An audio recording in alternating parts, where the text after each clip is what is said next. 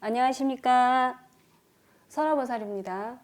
자, 선화보살님께서 호산신보배 선생님을 처음 알게 됐던 계기가 있다는데요. 어떤 계기로 알게 됐고 무엇 때문에 호산신보배 선생님한테 끌리게 되셨는지. 14년 전에 무속 관련 프로그램이 생겨났었는데 리얼 무속 프로그램에서 선생님을 처음 배웠고 거기서 사람들이 자주 죽는다고 해서 선생님께서 직접 가셔갖고 원인을 찾아보고 무속 행위를 하면서 선생님이 물속으로 빨려 들어가는 그런 영상을 보았습니다. 그 이후로 선생님 영상을 계속 찾아보게 되었고 그 방송을 보고 더 궁금해져서 인터넷 검색을 하게 되었습니다. 인터넷 검색을 하게 되니까 블로그가 있더라고요. 그 블로그에서 또 보니까 영상이 굉장히 재밌는 것도 많고 해서 계속 그거를 몇 번 보고 있다가 몇 년 뒤에 선생님도 유튜브 영상이 올라오더라고요. 그래서 계속 재미있게 시청하였습니다. 그때 당시 그 프로그램에서 방송 프로그램에서 다른 무속인 분들도 많이 나오셨고 네. 그리고 후에 유튜브에도 엄청나게 많은 무속인 분들이 이제 출연을 하셔서 자기 네. 방송을 하시고 했거든요. 네네. 그런데 유독 호산신보배 선생님한테 끌렸던 이유가 있다면. 선생님께서 산신기도를 열심히 다니시지 않으셨습니까? 그 속에서 본인이 체험했던 것, 또 기도하면서 재미있었던 것, 그리고 또 사례들도 굉장히 재밌지 않습니까? 그런 사례들이 너무 재밌고 신기해서 선생님 영상을 계속 찾아보게 되었습니다. 선생님 영상을 보면 생활 속의 지혜라든지 또 무속인 입장에서 조심해야 될 것을 선생님이 많이 알려주시거든요. 이사시 동토라든지 그리고 물건을 드릴 때 조심해야 될 것, 또 방편을 해주면 좋은 것들 이런 거를 잘 말씀해 주십니다. 그런 거에 선생님이 계속 끌리더라고요.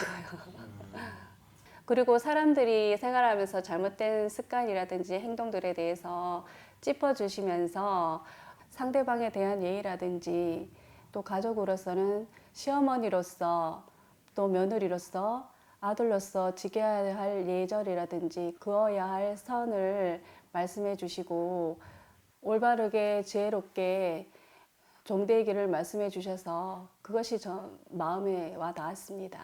거기에 대해서는 저뿐만 아니라 선생님을 알고 계시는 신도님들과 구독자님들도 다 아실 거라 생각합니다.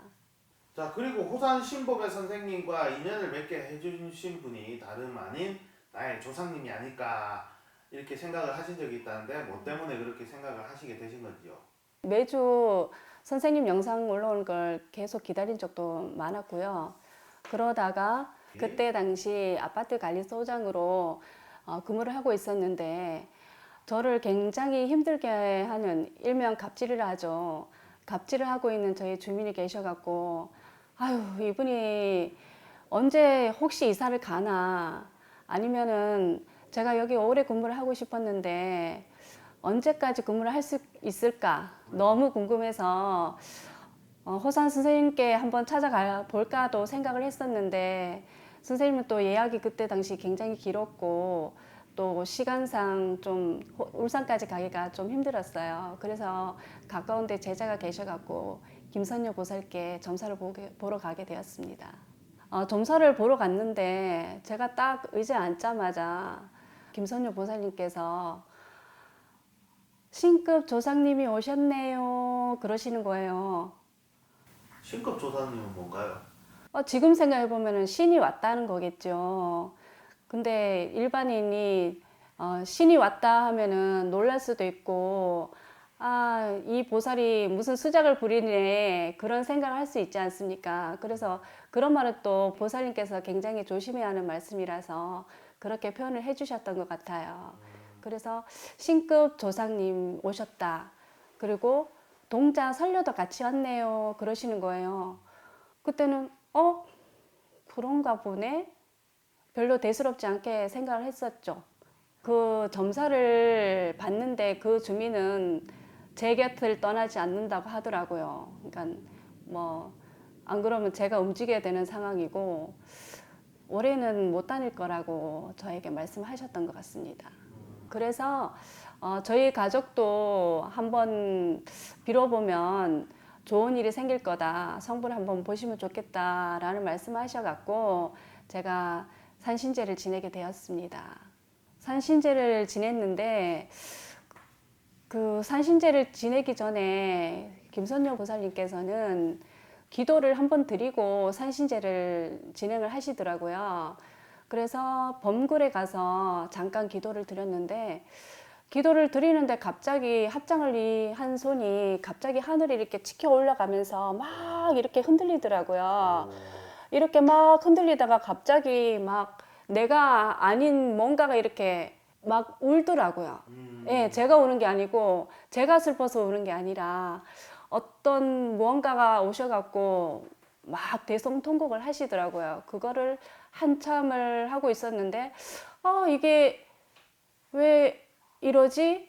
이런 생각을 하다가 아니야. 조상님들이 오셨다고 하니까 이럴 수도 있지. 호산 스님께서도 영상에 보면 뭐 손이 떨릴 수도 있고 울 수도 있고 덩실덩실 춤을 출 수도 있고 여러 가지 증상이 있을 수 있으니 그럴 수 있지라고 그때 내 몸을 그냥 맡겼던 것 같습니다. 예, 그러고 기도가 끝나서 산신제를 마치게 되었지요. 산신제에서는 공수가 뭐라고 나왔고 그 지내고 나서는 좀 어떠셨나요? 산신제를 지냈을 때는 너는 불사줄이네, 너는 산신줄이네, 그리고 네가 한 달에 한 번씩 기도를 왔는데 꾸준히 기도를 드려라. 그러면 돈을 벌어줄 것이다. 라는 공수가 나왔습니다. 그리고 난 뒤에 또 무엇 때문에 옥산 신보배 선생님을 찾아가서 점사를 보게 되고 이렇게 그 신의 제자까지 되셨는지. 그 선생님이 산신제를 지내면 기도를 드리라고 하지 않습니까? 그러면 성부를 빨리 보고 효과가 더 좋다고 해서 그냥 제가 7일 기도를 드리고 싶더라고요. 그래서 바로 날짜를 잡고 7일 기도를 들어왔어요. 누가 하라고 한 건 아니고요? 예, 누가 하라고 한 건 없고 제가 그냥 자진해서 그냥 오게 되더라고요. 그래서 7일 기도를 지내는데 한 3, 4일 정도 지나고 나서 이렇게 아침에 나서부터 이렇게 손이 뭔가가 이렇게 떨림이 있더라고요. 이상하다. 이렇게 손을 잡으면 뭐가 흔들리는 것 같고 그러면서 이렇게 범글에 들어갔죠. 범글에 들어가서 이렇게 합장을 하고 기도를 이렇게 막 드리는데 손을 합장을 하자마자 막 이렇게 손이 막 이렇게 흔들리고 막 이러다가 또 울음이 탁 터져 나오더라고요. 울음이 계속 터져 나오다가 막 이게 흔들리면서 갑자기 제 무릎을 이 합장한 손이 막 이렇게 무릎을 치더라고요. 한참을 치다가 제가 아팠던 부위 이런 데를 손이 가면서 이렇게 막 이렇게 툭툭 치고 건드리고 뭐 주물르기도 하고 그러시더라고요. 동자 설련 느낌이 나더라고요. 어떨 때는 이렇게 얌전하게 이렇게 하는 게 설련이 같았고 또 이렇게 막 이렇게 개구시게 막 이렇게 행동을 해요. 동자님이구나. 신을 그때는 안 받으셨을 때 아닙니까? 예, 신은 받지 않았는데 그때 아까도 말씀드렸다시피 조상님들께서 흘러오시면 그럴 수 있다고 말씀을 드렸기 때문에 별로 크게 대수롭지 않게 생각했던 것 같아요. 그 당시에는. 7일 기도를 마치고 집에 귀가하고 그 다음날 잠자리에 들고 이렇게 누워서 잠을 이렇게 딱 들려고 하는데 갑자기 제 온몸이 갑자기 열이 확 이렇게 오르더라고요. 굉장히 뜨거웠거든요. 그러다가 이 내 손이 막 이렇게 몸을 막 문지르다가 갑자기 옆에 누워 자는 저희 신랑한테 가서 막 주물리고 두드리고 머리부터 발끝까지 막 주물리는 주는 거예요. 그러면서 저희 또 재밌는 게 저희 신랑이 또 당스러울 거예요. 뭔가가 와갖고는 자기 주물리고 또 애기 소리가 나면서 아빠 아빠 하고 가만히 계속 보세요 이렇게 막 주물리고 하니까 되게 당황을 했었을 거예요. 그런 현상이 굉장히 심하게 나타나서 그게 빨리 안 내려오더라고요. 그 하루만 그런 게 아니라 괜찮겠지라고 생각을 했는데 계속 그 다음 날도 내 몸에 있는 것 같고 그냥 씩 웃기도 하고 애기 느낌도 막 이렇게 씩씩 웃고 이래갖고 이거 이상하다. 그래서 김소녀 보살께 문자를 드려보니 전화가 오셔갖고 이거 호산 선생님께 점사를 한번 보면 좋겠다라는 말씀하셔갖고 선생님께 내려가게 되어서 선생님께 점사를 보게 되었습니다. 오늘은 호산 선생님을 찾아뵙게 된 계기를 말씀드렸습니다. 다음에 또 찾아뵙겠습니다. 선화보살이었습니다. 감사합니다.